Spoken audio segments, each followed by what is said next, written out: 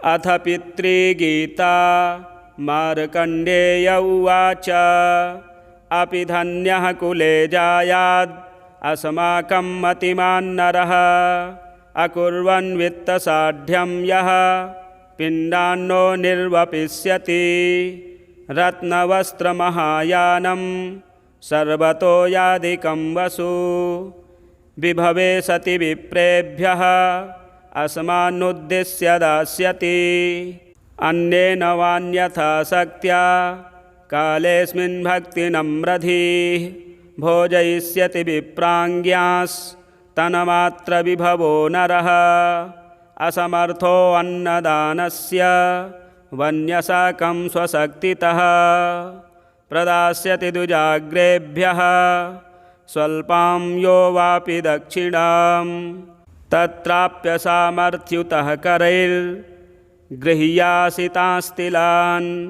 प्रणम्य द्विजमुख्याय कस्मैचिदपि दास्यति तिलैः सप्ताष्टभिर्वापि समवेतं जलाञ्जलिं भक्तिनम्रः समुद्दिश्य योऽस्माकं सम्प्रदास्यति यतः कुतश्चित् सम्प्राप्य गोभ्यो वापि गवाह्निकम् अभावे प्रीणयेत्तस्माद् भक्त्या युक्तः प्रदास्यति सर्वाभावे वनं गत्वा कक्षमूलप्रदर्शकः सूर्यादिलोकपालानाम् इदमुच्चैः पठिष्यति न मेऽस्ति वित्तं न धनं न चान्यद् श्राद्धस्य योग्यं स्वपितॄन्नतोऽस्मि तृप्यन्तु भक्त्या पितरौ मयैतौ भुजौ ततौ वर्तमनिमारुतस्य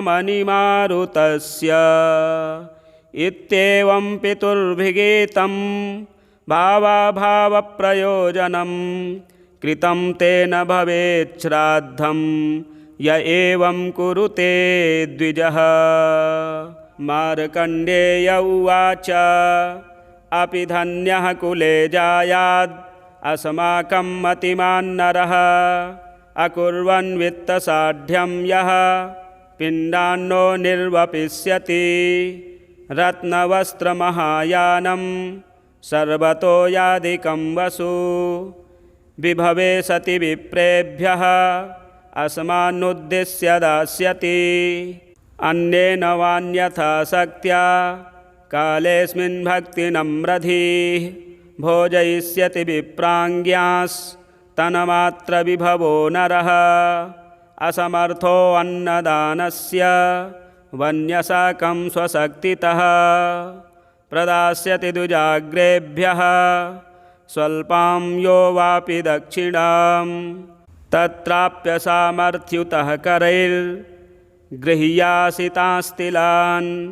प्रणम्य द्विजमुख्याय कस्मैचिदपि दास्यति तिलैः सप्ताष्टभिर्वापि समवेतं जलाञ्जलिं भक्तिनम्रः समुद्दिश्य योऽस्माकं सम्प्रदास्यति यतः कुतश्चित् सम्प्राप्य गोभ्यो वापि गवाह्निकम् अभावे प्रीणयेत्तस्माद् भक्त्या युक्तः प्रदास्यति सर्वाभावे वनं गत्वा कक्षमूलप्रदर्शकः सूर्यादिलोकपालानाम् इदमुच्चैः पठिष्यति न मेऽस्ति वित्तं न धनं न चान्यद् श्राद्धस्य योग्यं स्वपितॄन्नतोऽस्मि तृप्यन्तु भक्त्या पितरौ मयैतौ भुजौ ततौ वर्तमनिमारुतस्य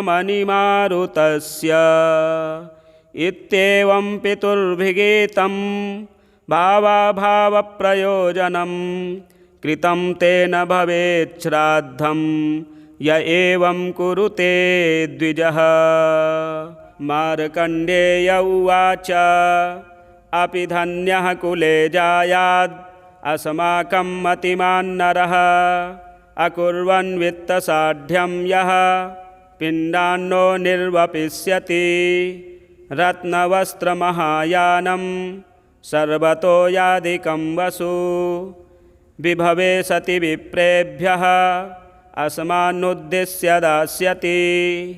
अन्येन वान्यथा शक्त्या कालेऽस्मिन् भक्तिनम्रधीः भोजयिष्यति विप्राङ्ग्यास्तन्मात्रविभवो नरः। असमर्थो अन्नदानस्य वन्यसाकं स्वशक्तितः प्रदास्यति द्विजाग्रेभ्यः स्वल्पां यो वापि दक्षिणां। तत्राप्य सामर्थ्युतः करैर्गृह्यासितांस्तिलान् प्रणम्य द्विजमुख्याय कस्मैचिदपि दास्यति।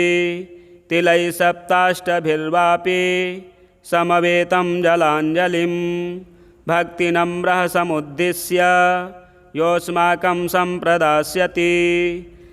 यतः कुतश्चित् सम्प्राप्य गोभ्यो वापि गवाह्निकम् अभावे प्रीणयेत्तस्माद् भक्त्या युक्तः प्रदास्यति।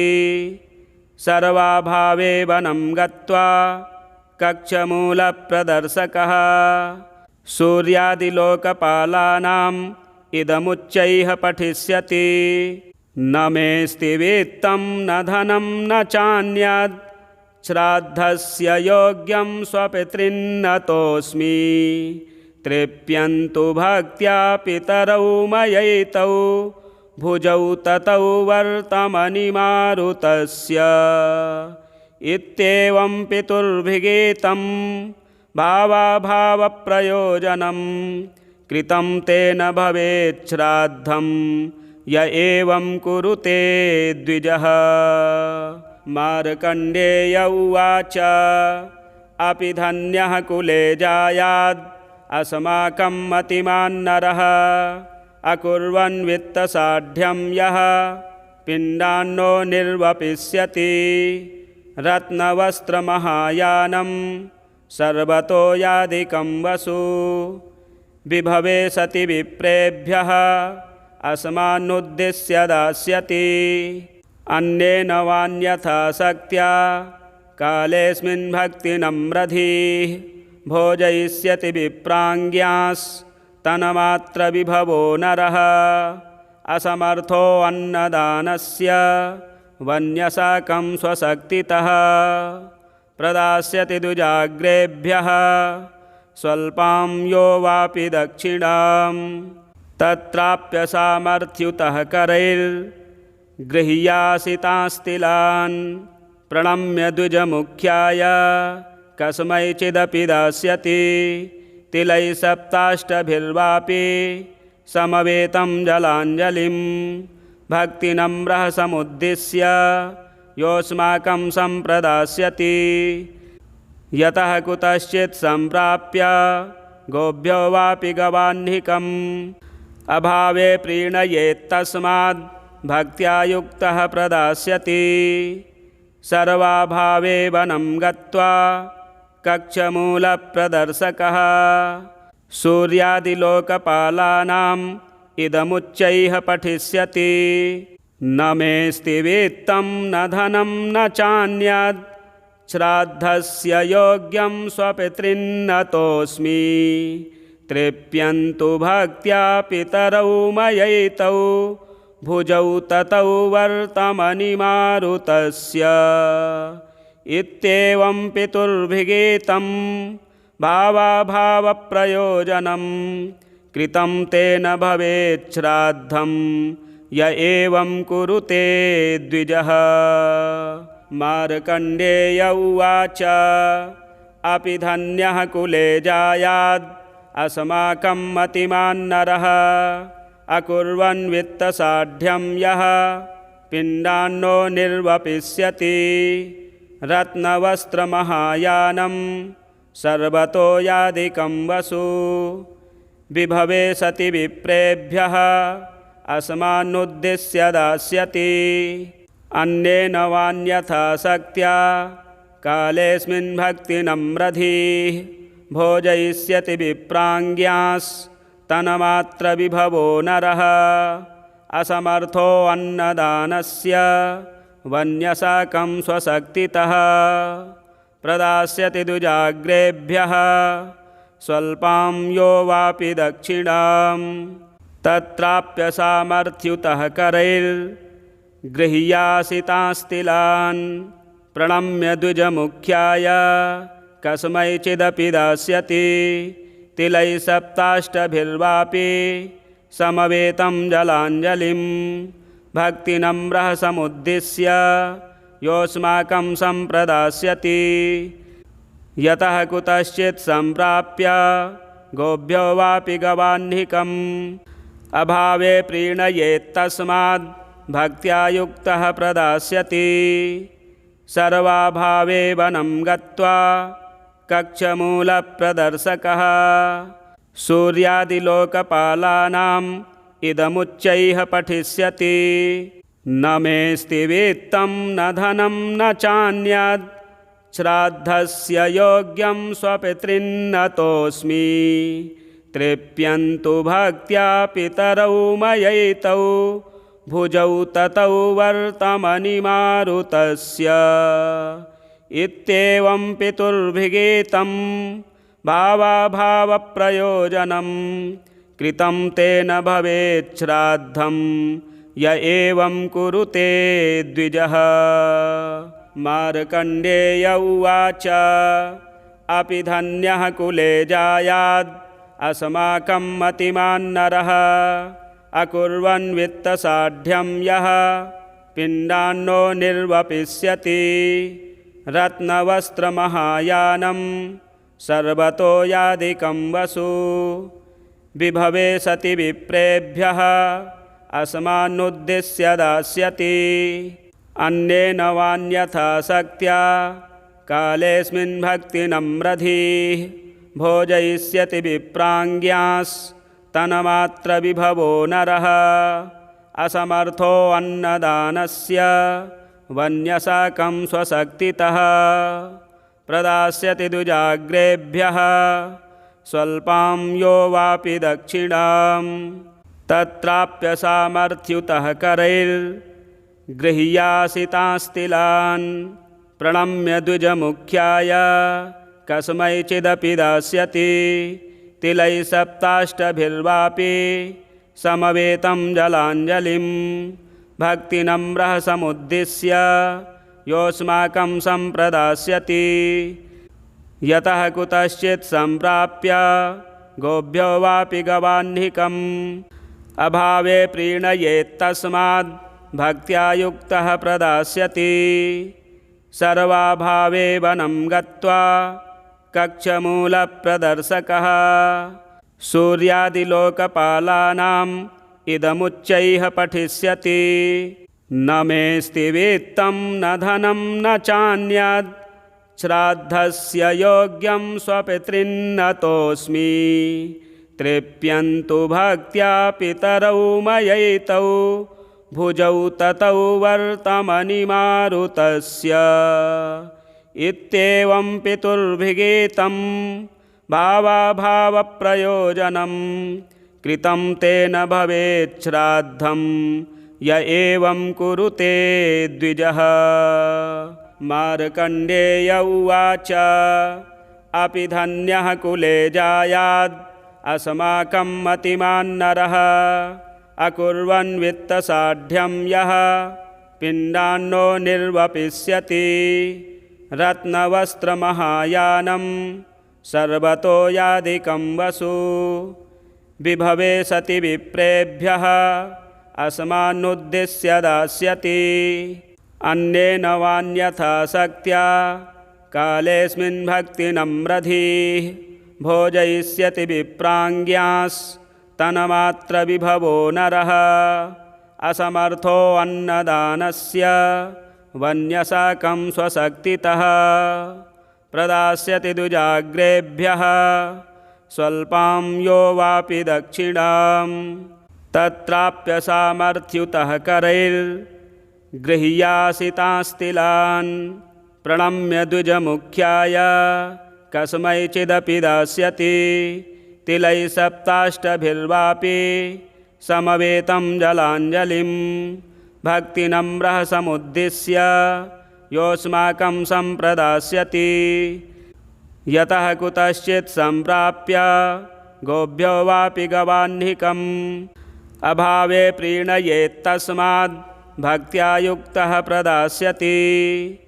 सर्वाभावे वनं गत्वा कक्षमूलप्रदर्शकः सूर्यादिलोकपालानाम् इदमुच्चैः पठिष्यति।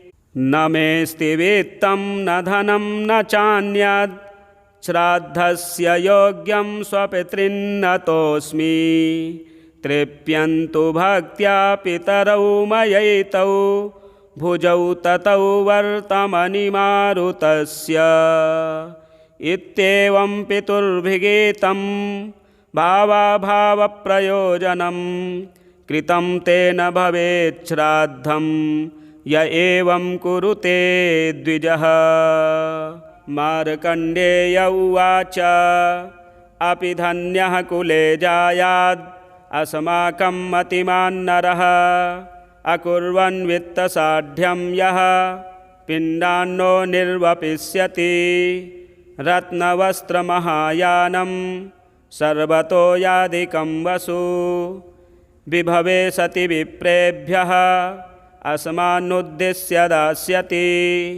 अन्येन वान्यथा शक्त्या कालेऽस्मिन् भक्तिनम्रधीः भोजयिष्यति विप्राङ्ग्यास्तन्मात्रविभवो नरः। असमर्थो अन्नदानस्य वन्यसाकं स्वशक्तितः प्रदास्यति द्विजाग्रेभ्यः स्वल्पां यो वापि दक्षिणां। तत्राप्य सामर्थ्युतः करैर्गृह्यासितांस्तिलान् प्रणम्य द्विजमुख्याय कस्मैचिदपि दास्यति। तिलैः सप्ताष्टभिर्वापि समवेतं जलाञ्जलिं भक्तिनम्रः समुद्दिश्य योऽस्माकं सम्प्रदास्यति। यतः कुतश्चित् सम्प्राप्य गोभ्यो वापि गवाह्निकम् अभावे प्रीणयेत्तस्माद् भक्त्या युक्तः प्रदास्यति। सर्वाभावे वनं गत्वा कक्षमूलप्रदर्शकः सूर्यादिलोकपालानाम् इदमुच्चैः पठिष्यति। न मेऽस्ति वित्तं न धनं न चान्यत् श्राद्धस्य योग्यं स्वपितॄन्न तोऽस्मि। तृप्यन्तु भक्त्या पितरौ मयैतौ भुजौ ततौ वर्तमनि मारुतस्य। इत्येवं पितुर्भिगीतं भावाभावप्रयोजनं कृतं तेन भवेत् श्राद्धं य एवं कुरुते द्विजः। मार्कण्डेय उवाच अपि धन्यः कुले जायाद् अस्माकं मतिमान्नरः अकुर्वन् वित्तसाढ्यं यः पिण्डान्नो निर्वपिष्यति। रत्नवस्त्रमहायानं सर्वतो यादिकं वसु विभवे सति विप्रेभ्यः अस्मान्नुद्दिश्य दास्यति। अन्येन वान्यथा शक्त्या कालेऽस्मिन् भक्तिनम्रधीः भोजयिष्यति विप्राङ्ग्यास्तन्मात्रविभवो नरः। असमर्थो अन्नदानस्य वन्यसाकं स्वशक्तितः प्रदास्यति द्विजाग्रेभ्यः स्वल्पां यो वापि दक्षिणां। तत्राप्य सामर्थ्युतः करैर्गृह्यासितांस्तिलान् प्रणम्य द्विजमुख्याय कस्मैचिदपि दास्यति। तिलैः सप्ताष्टभिर्वापि समवेतं जलाञ्जलिं भक्तिनम्रः समुद्दिश्य योऽस्माकं सम्प्रदास्यति। यतः कुतश्चित् सम्प्राप्य गोभ्यो वापि गवाह्निकम् अभावे प्रीणयेत्तस्माद् भक्त्या युक्तः प्रदास्यति। सर्वाभावे वनं गत्वा कक्षमूलप्रदर्शकः सूर्यादिलोकपालानाम् इदमुच्चैः पठिष्यति। न मेऽस्ति वित्तं न धनं न चान्यत् श्राद्धस्य योग्यं स्वपितॄन्न तोऽस्मि। तृप्यन्तु भक्त्या पितरौ मयैतौ भुजौ ततौ वर्तमनिमारुतस्य इत्येवं पितुर्भिगीतं भावाभावप्रयोजनं कृतं तेन भवेत् श्राद्धं य एवं कुरुते द्विजः। मार्कण्डेय उवाच अपि धन्यः कुले जायाद् अस्माकं मतिमान्नरः अकुर्वन् वित्तसाढ्यं यः पिण्डान्नो निर्वपिष्यति रत्नवस्त्रमहायानं सर्वतो यादिकं वसु विभवे सति विप्रेभ्यः अस्मान्नुद्दिश्य दास्यति अन्येन वान्यथा शक्त्या कालेऽस्मिन् भक्तिनम्रधीः भोजयिष्यति विप्राङ्ग्यास्तन्मात्रविभवो नरः असमर्थो अन्नदानस्य वन्यसाकं स्वशक्तितः प्रदास्यति द्विजाग्रेभ्यः स्वल्पां यो वापि दक्षिणां तत्राप्य सामर्थ्युतः करैर्गृह्यासितास्तिलान् प्रणम्य द्विजमुख्याय कस्मैचिदपि दास्यति तिलैः सप्ताष्टभिर्वापि समवेतं जलाञ्जलिं भक्तिनम्रः समुद्दिश्य योऽस्माकं सम्प्रदास्यति यतः कुतश्चित् सम्प्राप्य गोभ्यो वापि गवाह्निकम् अभावे प्रीणयेत्तस्माद् भक्त्या युक्तः प्रदास्यति सर्वाभावे वनं गत्वा कक्षमूलप्रदर्शकः सूर्यादिलोकपालानाम् इदमुच्चैः पठिष्यति न मेऽस्ति वित्तं न धनं न चान्यद् श्राद्धस्य योग्यं स्वपितॄन्नतोऽस्मि तृप्यन्तु भक्त्या पितरौ मयैतौ भुजौ ततौ वर्तमनिमारुतस्य इत्येवं पितुर्भिगीतं भावाभावप्रयोजनं कृतं तेन भवेत् श्राद्धं य एवं कुरुते द्विजः। मार्कण्डेय उवाच अपि धन्यः कुले जायाद् अस्माकं मतिमान्नरः अकुर्वन् वित्तसाढ्यं यः पिण्डान्नो निर्वपिष्यति रत्नवस्त्रमहायानं सर्वतो यादिकं वसु विभवे सति विप्रेभ्यः अस्मान्नुद्दिश्य दास्यति अन्येन वान्यथा शक्त्या कालेऽस्मिन् भक्तिनम्रधीः भोजयिष्यति विप्राङ्ग्यास्तन्मात्रविभवो नरः असमर्थो अन्नदानस्य वन्यसाकं स्वशक्तितः प्रदास्यति द्विजाग्रेभ्यः स्वल्पां यो वापि दक्षिणां तत्राप्य सामर्थ्युतः करैर्गृह्यासितास्तिलान्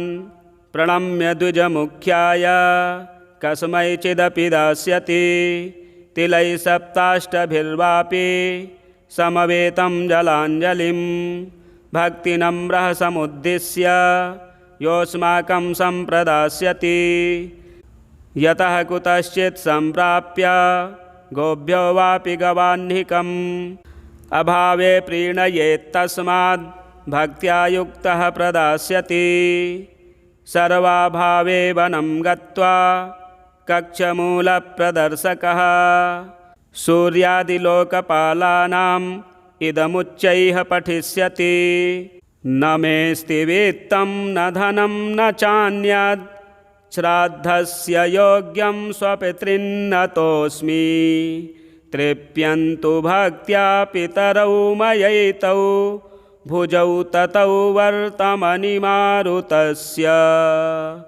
इत्येवं पितुर्भिगीतं भावाभावप्रयोजनं